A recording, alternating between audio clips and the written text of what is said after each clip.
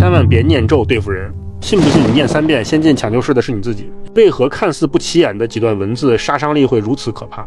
几年前，一位道友匆忙寻来求助，整个人精神涣散，心绪杂乱，只因一时意气用事，随手照着网上残缺的阴山咒私自诵念，本想发泄心中怨气，殊不知不懂规矩，无门无派，私自运作，慢慢打乱了身心平衡，更邪门的还在后面。从那之后，他夜夜难安，做事浮躁慌乱，日常诸事不顺，时常莫名胸闷气短，身心疲乏，整个人日渐消沉萎靡。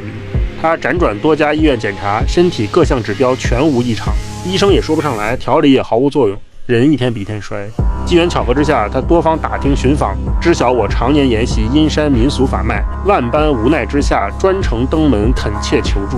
我初见其人，便观其神思涣散，已然被自身紊乱的念力所耗。随后，我便以正统道家静心调气之法，帮他疏导杂乱身心状态，收敛外散神思，端正心念，平复躁气，循序渐进帮他调和身心，稳固自身本源。一段时间过后，他的睡眠、情绪、精神状态慢慢回归平稳，生活也重新步入正轨。他问我就念了3遍，怎么成这样？我说你念的不是咒，是你自己的命。明明只是简单念了几段文字，为什么身体和生活都会接连出问题？这是典型的自修不稳，能量对冲消耗。这类法门调动的是偏重阴性能量的状态，没有师承护持，没有内炼根基，能量无法正常运化，只会反向消耗自身。这类法门源自民间法教阴山一脉，但绝大多数人都误解了这门法脉的本质。阴山一脉是民间法教里较为特殊的一支，法门偏阴，起效快，力量较猛。传到海外之后，核心仪轨丢了大半，变成了另一副模样。太多人被网上碎片内容误导，只想拿来针对他人，损人利己，大错特错。阴山法并非邪术，它和茅山、驴山、梅山一样，属于正统民间法脉之一。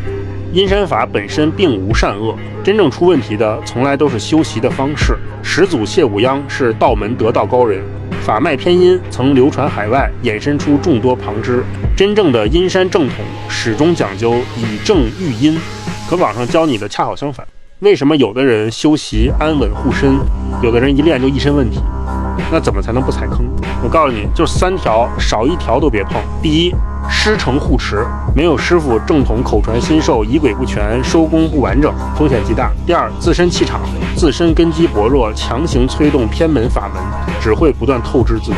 第三，德行心性，若是心怀恶念，刻意伤人，早晚必受自身损耗。网上找来的法本真的能当作正统传承去修习吗？这类咒法只是阴山入门内容，正规刑法有完整仪轨，进退有序，安神退位，每一步都有讲究，绝非随便念几句就能用。真正的法脉传承向来师徒口传手授，绝不会轻易外流。我见过太多人凭着网上残缺资料盲目自修，短期看不出问题，久了精神健康、生活状态全部受损，最后只能找人调节补救。网上零散教程十有八九残缺不全，断章取义，害人不浅。如果你真心喜欢民间法教，想要踏实修行，一定要先修心，积德性，稳固自身根基，再谈学法。不懂规矩，没有师承就乱修，只会一步步透支自己的本源。